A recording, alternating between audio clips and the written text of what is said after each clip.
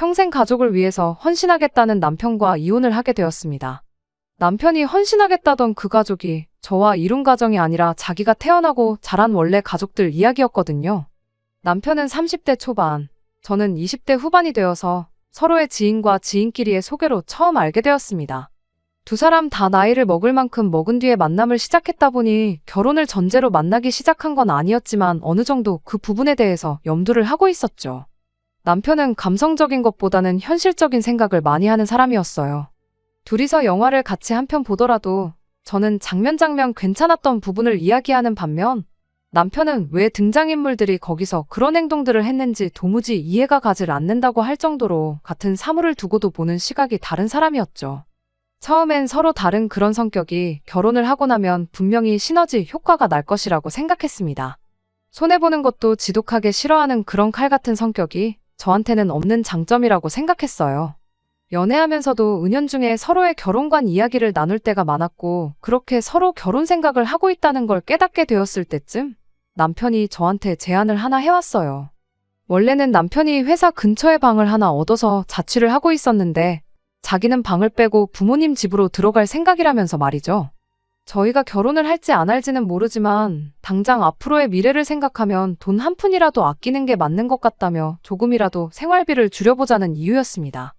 그리고 저한테도 가능하다면 부모님 집으로 들어가서 거기서 살면서 돈을 조금이나마 더 모아보라는 똑같은 제안을 해왔어요. 당장 출퇴근 힘든 것만 견디면 돈 얼마를 아낄 수 있지 않겠냐면서 말이죠. 연애 기간이 그렇게 길었던 편이 아니다 보니 남편이 모르고 있던 사실이 하나 있었죠. 제가 사회생활을 일찍 시작했기도 하고 무엇보다 저희 부모님 댁이 대중교통으로는 출퇴근이 아예 불가능한 지역에 있었다 보니 일찍이 중소기업 근로자 전세대출을 받아서 비교적 저렴한 비용으로 독립해서 살고 있었거든요. 그 사실을 그제서야 말해줬더니 남편이 대뜸 신혼살림은 그럼 그 집에 차리면 되겠다고 말을 꺼냈었어요. 그 전까지는 지나가는 말로 결혼에 대한 이야기를 나누었다면 신혼집이 해결되었다는 생각이 드니 곧바로 결혼 이야기를 꺼낸 거였죠. 그때만 해도 참 현실적인 실로 남편다운 행동이라고 좋게 받아들였었죠. 요즘 반반 결혼이 추세라지만 어차피 신혼집으로 사용하기로 했던 제 집도 따지고 보면 전세의 대출도 남아있었다 보니 서로 돈을 합치는 것보단 생활비는 각출하고 각자 모아놓은 돈이나 벌이는 각자가 운용하기로 정했습니다. 결혼할 당시에 남편이 모아놓은 돈은 1억 조금 넘는 정도였고 제가 모아놓은 돈은 보증금에 이것저것 다 합치면 8천 정도 되었었어요. 사실 그 돈이면 새로 신혼집을 구해도 무방했지만 당장 제가 내고 있던 대출이자보다 더 좋은 조건은 없었거든요. 그럴 바에 돈을 더 모으자는 취지였고 저도 그 말에는 따로 이견이 없었습니다. 그리고 결혼식 비용은 각자 정확하게 절반씩 쓰기로 했어요. 돈을 모으자는 공통된 목표가 있었으니 허례허식도 생략하고 결혼식도 간소하게 올렸죠. 대신 신혼여행만큼은 14박 15일로 길게 유럽 여행 다녀왔네요. 결혼하면서도 양가에 지원받은 건 일체 없었습니다.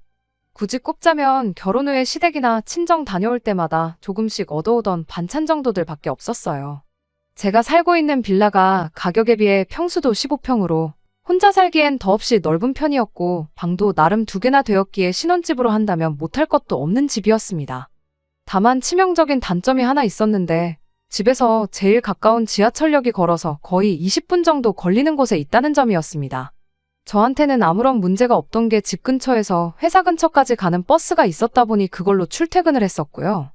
집 근처에 지하철역까지 가는 버스가 있긴 했지만 배차 간격 때문에 시간 맞추기도 애매하고 불편하기는 매한가지였어요. 특히나 남편한테 있어서는 매 출근길 퇴근길이 전쟁이었죠. 또 회사에서 멀기는 엄청 멀어서 남편이 힘들어하던 게 눈에 보였어요. 결혼 처음에야 가족의 미래를 위해서는 지금 힘든 것쯤 일도 아니라면서 괜찮다고 했지만 그렇게 출퇴근을 2년째 하고 있으니 남편이 아주 아침마다 저녁마다 힘들어 죽겠다며 힘들단 소리를 하기 시작했거든요. 출퇴근하는데 하루에 왕복 3시간을 길에서 버리는 게 아깝다는 말도 서슴지 않았고요.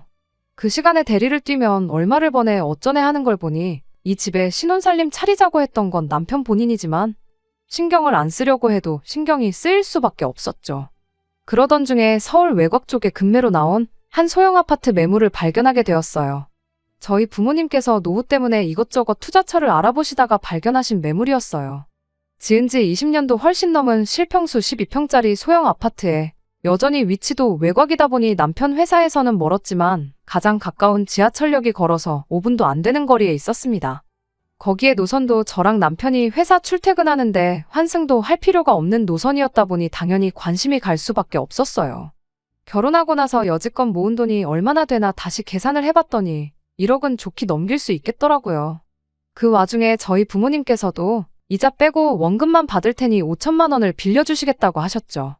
거기에 주변 시세 대비 훨씬 저렴하게 나왔던지라 그 집을 놓치면 정말 후회하겠다는 생각이 들었습니다. 제가 1억을 모았으니 남편도 못해도 1억 2천은 모았겠다 싶어서 남편한테 이 사실을 이야기했죠.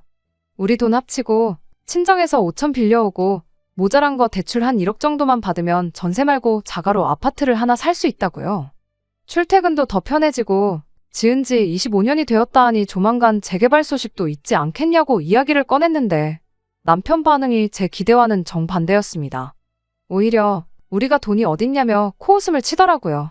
친정에서 빌려주기로 한 돈은 제일 나중에 갚고 대출 먼저 갚으면 우리 월급에 못해도 한 5년이면 다 갚을 수 있지 않겠냐고 했더니 남편이 한다는 소리가 자기는 모아놓은 돈이 하나도 없다는 이야기를 꺼내더군요. 결혼 전에 모아놓았던 돈은 어디 갔냐고 물었더니 그 돈으로 투자를 했다는 겁니다. 1억으로 부동산 같은 걸 투자했을 리는 만무하고 기껏해야 주식 정도 했겠거니 싶어서 그 돈은 일단 빼고 우리 집부터 장만하면 어떻겠냐고 물어봤는데 남편이 그 돈은 뺄 수 있는 돈이 아니라고 하면서 자기 돈 1억을 벌써 시어머니랑 신우가 시작한 식당에 지분 투자를 했다고 하더라고요. 그런 큰 결정을 왜 나한테 말도 없이 했느냐고 따졌더니 각자 돈은 알아서 관리하기로 하지 않았냐는 소리를 하는 거예요. 저는 남편에게 지분 투자를 했다고 했는데 그럼 매달 얼마씩 받기로 한 거냐고 물어봤습니다. 그럼 그 돈으로 대출이자를 충당한다 생각하고 대출액을 늘리면 되겠거니 싶었거든요. 그런데 남편이 당당하게 빵원이라고 대답을 하더라고요. 이제 막 오픈한 지 얼마 안 되었는데 열자마자 어떻게 정산을 받겠냐고 하더라고요. 장사가 궤도에 오르고 손익분기점 넘어야지 그때부터 정산을 받는 건데 그런 기본적인 것도 모르냐면서 말이죠. 물어보니 숨기는 거 없이 다 대답해주긴 했지만 전말을 듣고 나니 정말 어이가 없어서 말도 안 나왔어요. 알고 보니 신우와 시어머니는 가게 차리는데 얼마 내지도 않았더라고요. 남편 돈이 다 들어갔고 신우 돈 조금에 시어머니 돈 조금 그리고 나머지는 다 대출이었다고 합니다. 손익분기점이라 함은 그 대출금을 다 갚고 난 이후부터가 될 거라고 하더라고요. 대신 그렇게 되면 자기 지분이 제일 높은 만큼 자기가 일을 하나도 안 해도 제일 큰 비율로 돈을 가져가게 될 것이라며 자신있게 말하더군요. 대충 달에 200 정도를 생각하고 있다나요? 각자 돈에 대해서는 서로 터치를 안 하기로 했지만 이렇게까지 상의 없이 돈을 써도 되나 싶더라고요. 만에 하나 그 돈이 묵여있는 동안 목돈 필요할 일 있으면 결국 저한테 손을 벌려야 할 수도 있는데 어느 정도 귀뜸은 해줘야 하는 거 아닌가 생각했습니다. 남편한테도 앞으로 그런 일 있으면 귀뜸은 해달라고 그리고 정산받기 시작하면 그때는 나한테도 통보를 해달라고 부탁했죠. 결국 그 금매로 나온 집은 다른 사람의 손에 들어가게 되었어요. 그 후로 며칠 동안은 이사가는 꿈도 꾸고 속이 쓰려서 잠도 제대로 못 자고 그랬습니다. 그렇게 1년이라는 시간이 지난 얼마 전이었습니다.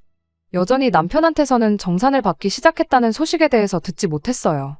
솔직히 짜증났지만 저보다는 남편이 더 스트레스를 받고 있겠거니 싶어서 그 부분에 대해서는 저도 최대한 말을 안 하고 있었습니다.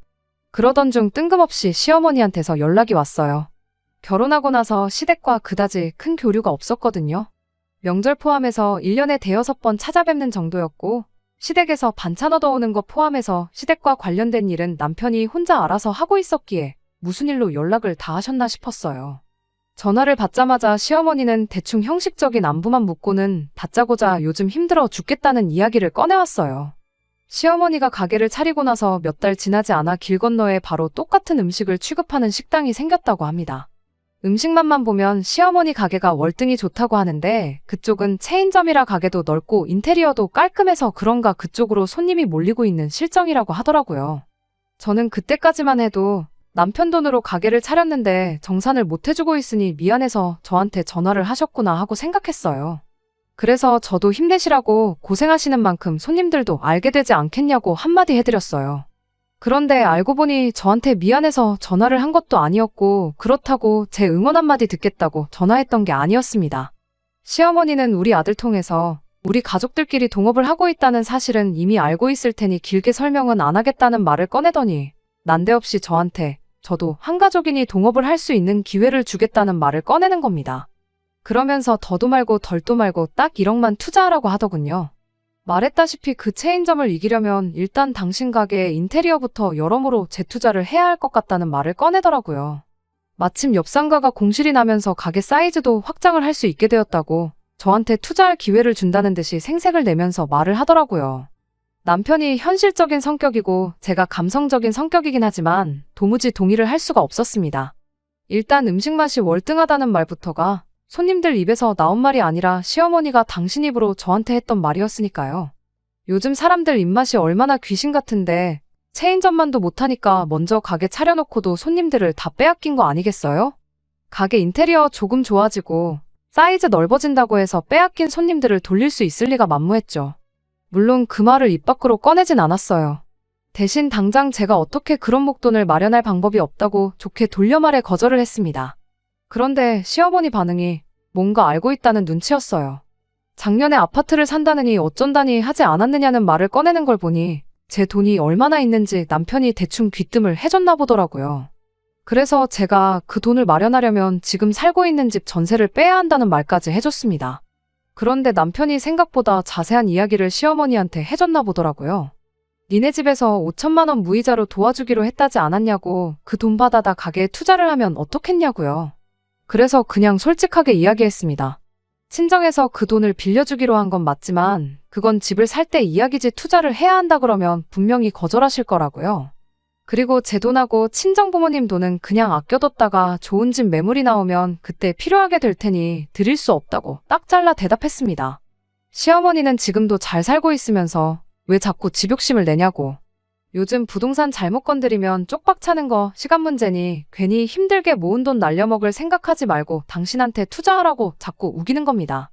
그 체인점 손님만 뺏어온다면 장사 중인 그 동네가 유동인구가 어마무시해서 대박나는 건 시간 문제라고요. 1억 투자해서 집은 얻으면 남편이랑 똑같이 달마다 최소 200만 원은 가져가게 되는 건데 그러면 너 200 우리 아들 200 해서 매달 앉은 자리에서 400씩 버는 건데 투자를 안 할 이유가 없다고 하는 거죠. 세상 어디 가서 1억 가지고 달마다 그 돈을 벌어오겠냐고 4년만 참으면 원금 회수하는 거고 그 다음 해부터는 돈방석에 앉게 되는 거 모르냐며 저보고 산수도 못하냐고 답답하다고 하는 겁니다. 어린 나이에 전세로 집도 구하고 똘똘한 며느리가 들어온 줄 알았더니 아주 산수도 못하는 헛똑똑이었다며 저를 바보 취급까지 하면서 말이죠. 말이 그렇지 아무리 집값이 하락하는 추세라고 해도 서울에 아파트 하나 가지고 있는 거랑 개업한 지 얼마나 됐다고 벌써부터 체인점에 손님 다 빼앗겨서 망하니 어쩐다니 하는 시어머니 식당이랑 비교하는 게 가당키나 한지 싶었습니다. 입 밖으로 그 말을 꺼내진 않았지만 저는 끝까지 투자할 생각은 없다고 제 뜻을 강하게 주장했어요. 시어머니도 고집이 보통은 아니라서 거기서 30분을 더 저를 설득하려고 별 말도 안 되는 소리들을 계속 늘어놓았죠. 설득이라기보단 막무가내로 돈 내놓으라는 소리나 마찬가지였고요. 저도 한번 고집 부리면 끝을 보는 성격이었다 보니 결국에 가선 시어머니도 포기를 하더군요. 전화 끊으면서 조만간 우리 가게 대박나서 아들이 정상금 받게 되면 그 돈으로 옷 한 벌은커녕 껌 한 통도 사 먹을 생각하지 말라며 으름장까지 놓으면서 말이죠. 이 사실을 남편하고도 이야기했는데 남편은 대수롭지 않게 그러냐고 싫으면 안 하는 거지 뭘 그렇게 신경 쓰냐며 걱정 말라고 한마디 하고 말더라고요. 어쨌든 결혼 후 시어머니와 생긴 첫 갈등이다 보니 저는 제 나름대로 심각했기에 말만 그렇게 하지 말고 어떻게 좀 해달라고 말했더니 남편이 알겠다고 대답을 했죠. 그래서 저도 그냥 남편이 알아서 해결하게 두도록 하고 신경을 아예 쓰지로 않게 했습니다. 그런데 남편이 가져온 해결 방법이 참 가관이었어요. 그렇게 시어머니한테 투자 강요 전화를 받은 지 2달 정도 지났나 그 뒤로는 시댁에서 연락 한 통 따로 없었기에 그냥 이렇게 일단락 되는구나 싶었습니다. 남편 회사까지 교통이 엉망이기도 하고 거리도 멀다 보니 항상 남편이 저보다 못해도 1시간 반은 일찍 일어나 준비를 했었거든요. 그런데 사건이 터진 그날은 웬일인지 제가 일어났는데 남편이 아직도 쿨쿨 자고 있더라고요. 알람을 못 들었나 싶어서 제가 허겁지겁 깨웠는데 남편이 잠에 취해서는 짐 들어오는 것 때문에 오늘 출근 안 하기로 했다고 대답을 하더라고요. 짐이 들어온다길래 뭐 회사에 새로운 장비라도 들어오는 건가 싶었습니다. 저도 출근 준비하고 나가야 했기에 쉰다는 사람 굳이 깨울 필요가 뭐가 있나 싶어서 자는 남편 그대로 두고 출근을 했죠. 궁금해서 일하는 중 남편한테 전화 몇 통 해봤는데 모처럼 평일에 쉬는 날이라고 깊게 잠이라도 든 건지 전화를 받지 않더군요. 모든 사건의 전말을 알게 된 건 힘든 하루 마치고 퇴근해 집에 돌아오고 나서였습니다. 문을 열고 들어가자마자 집안 꼴이 말로 표현 못할 만큼 개판이더라고요. 남편이 혼자 집안 대청소라고 하고 있는 건가 싶기엔 옷방으로 쓰고 있는 방 앞쪽에 제 옷들이 지멋대로 널브러져 있는 게 청소를 하고 있는 것 같지는 않았어요. 그 와중에 옷방에서 그건 이쪽에다 놓으라는 시어머니 목소리가 들려오더라고요. 후다닥 옷방 쪽으로 가보니 남편이 낑낑대면서 시댁에서 봤던 시어머니 서랍장을 들어서 옮기고 있었어요. 혼자서는 힘에 부쳤는지 바닥 장판이 곳곳에 찢어진 흔적도 있더라고요. 제가 이게 다 어떻게 된 거냐고 물었더니 남편은 보면 모르냐고 대답하고 시어머니는 이게 다 제가 자초한 일이지 않느냐고 이렇게 됐으니 앞으로는 셋이 잘 살아보자고 가당치도 않는 소리를 하는 겁니다. 그게 무슨 소리냐고 다시 따져 물으니 상황이 어떻게 빚을 더 질 수는 없는 상황이다 보니 살고 있는 집 전세금을 빼서 가게 확장을 했다더라고요. 오갈 곳이 없어진 시어머니를 남편이 모시고 저희 집으로 온 거였고요. 그제서야 아침에 남편이 짐 들어오는 날이라고 회사를 왜 쉬었는지 이유를 알겠더라고요. 남편은 또 한 번 저한테 아무런 상의도 없이 혼자서 결정을 내린 겁니다. 시어머니는 뻔뻔하게 남편에게 월세는 매달 30만 원 정도만 내면 되겠다고 넓다더니 방도 아주 비좁고 볼품없다고 하더라고요.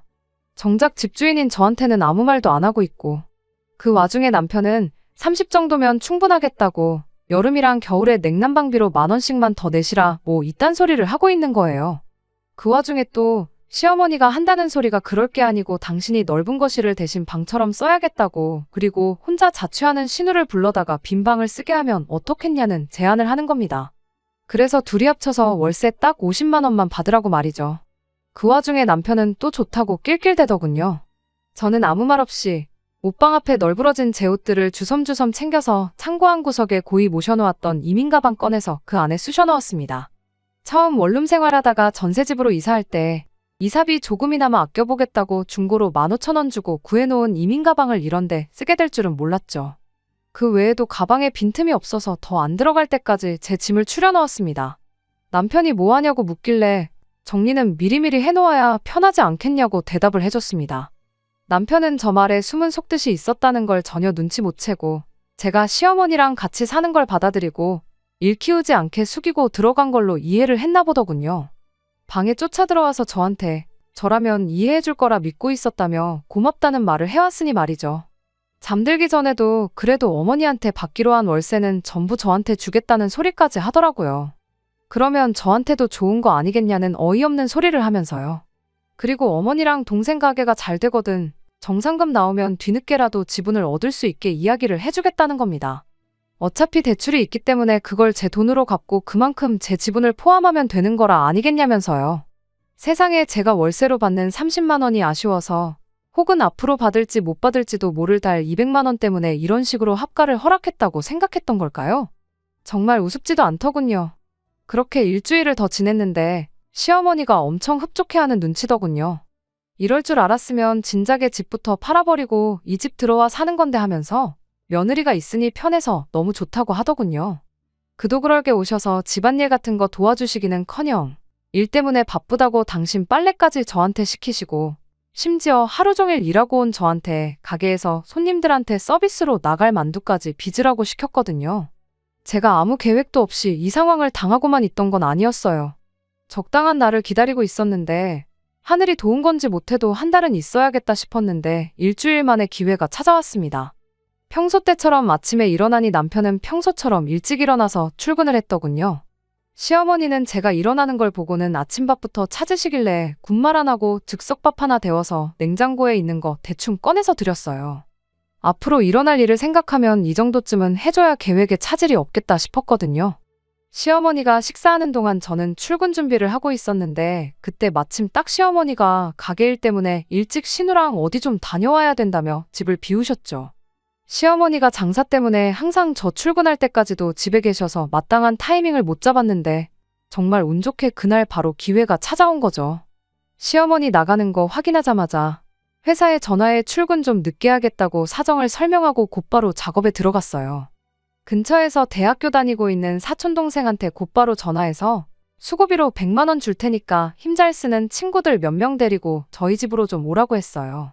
아침이었는데도 100만 원 준다고 했더니 정말 1시간도 안 돼서 힘 꽤나 쓸 것 같은 친구들 2명을 데리고 오더라고요.